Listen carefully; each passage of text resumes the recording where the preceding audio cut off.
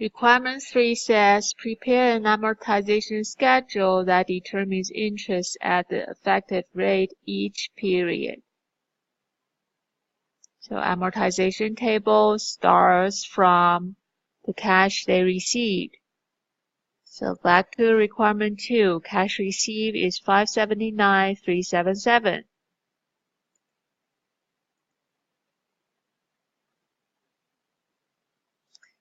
6 months later, they need to pay interest. Interest payment is based on stated rate 3% multiplied by $600,000 of face value.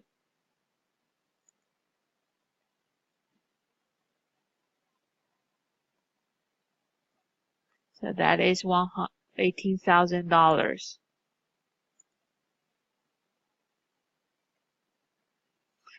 Effective interest rate 3.5% multiplied by previous outstanding gives us interest to be reported on the income statement.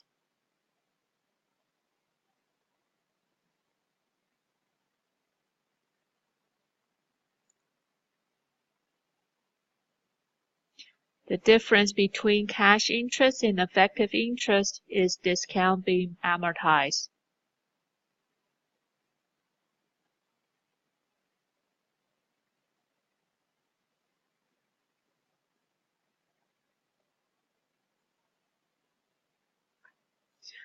Since the bonds are issued at discount, our carrying value will gradually grow to maturity value as $600,000. So we will add a discount to our previous balance.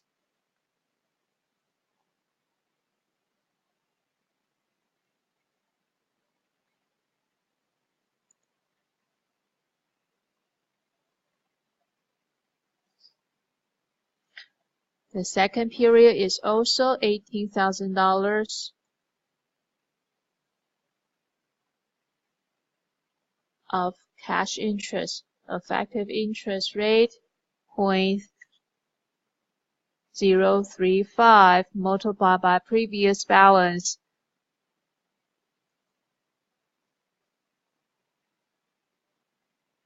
gives me 2035 round up 8.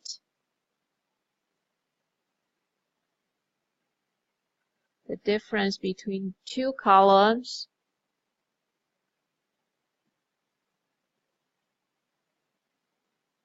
is the amortized discount.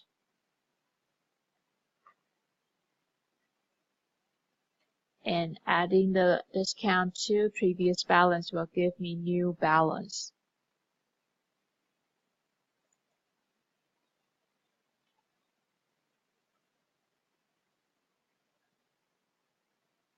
Again, 0.035 multiplied by previous balance, 584013, gives me new effective interest.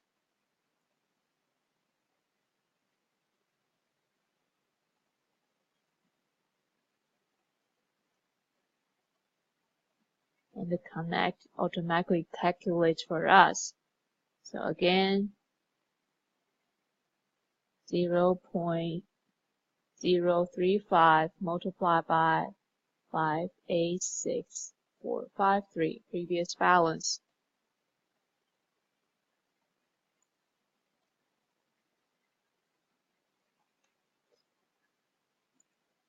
We'll continue to do this to find effective interest.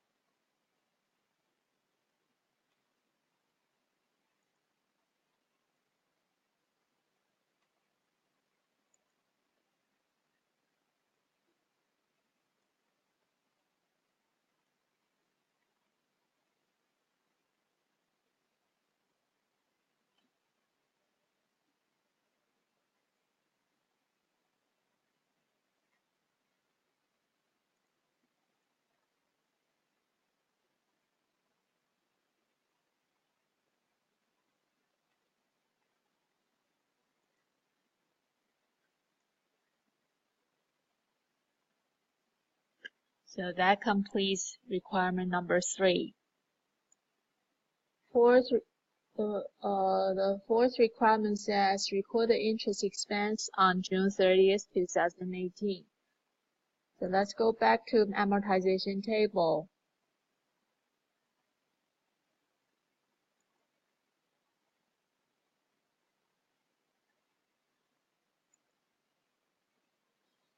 June 30th interest expense is $20,278.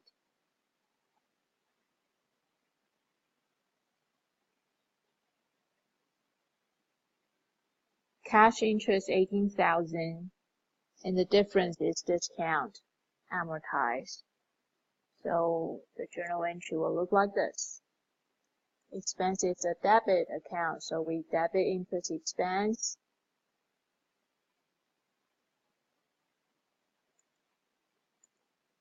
For the amortization table amount, and we pay cash, so credit cash.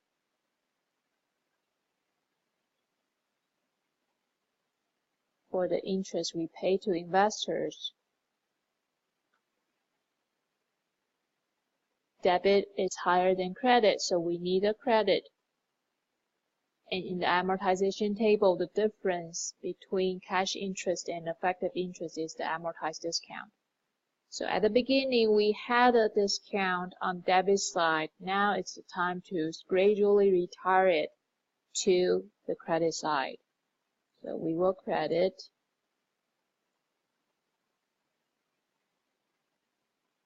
discount on bonds payable for the difference of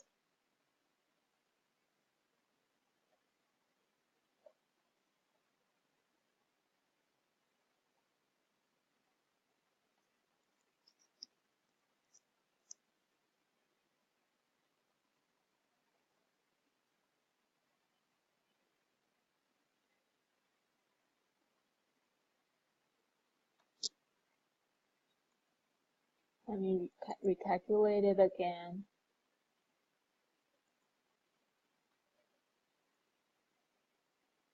$20278 minus $18,278.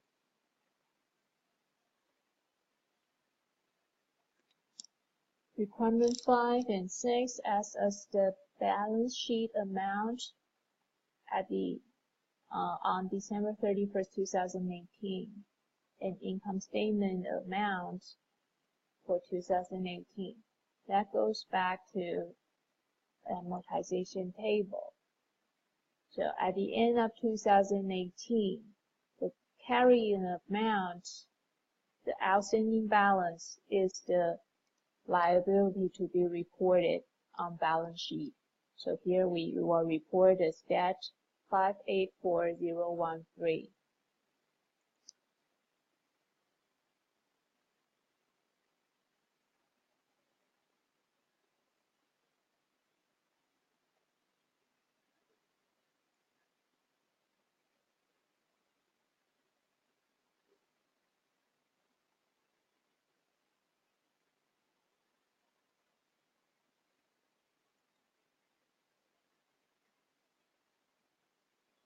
And then total interest for 2018 will be the interest accrued in June plus the interest accrued at December 31st. So totally in interest expense for this debt is $4636.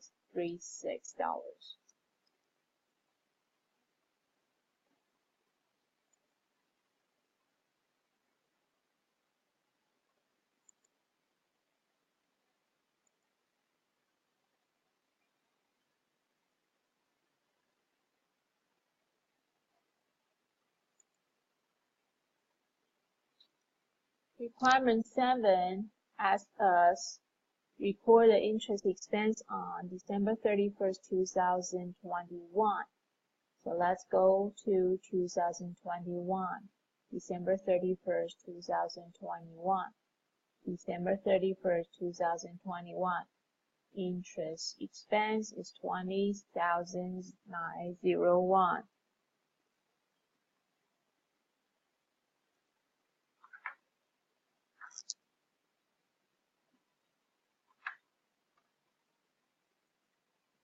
So we debit interest expense.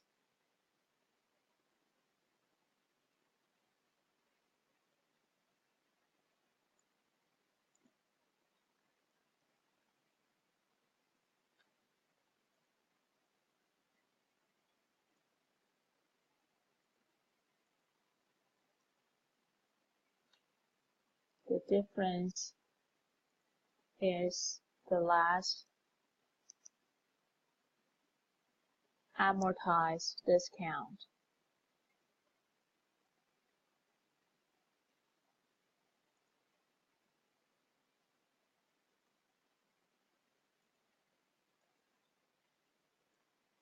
Since the discount is being retired, we will move original debit discounts on bonds at issuance to credit side.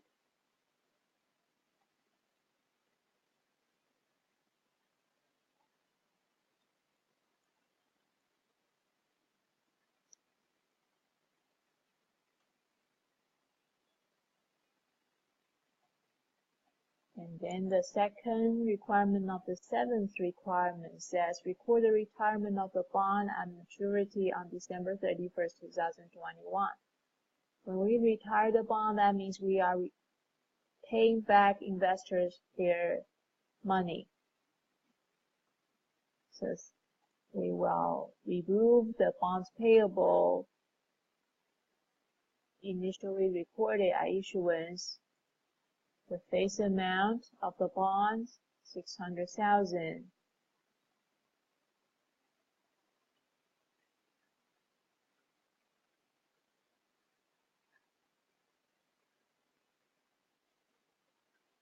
And we will pay cash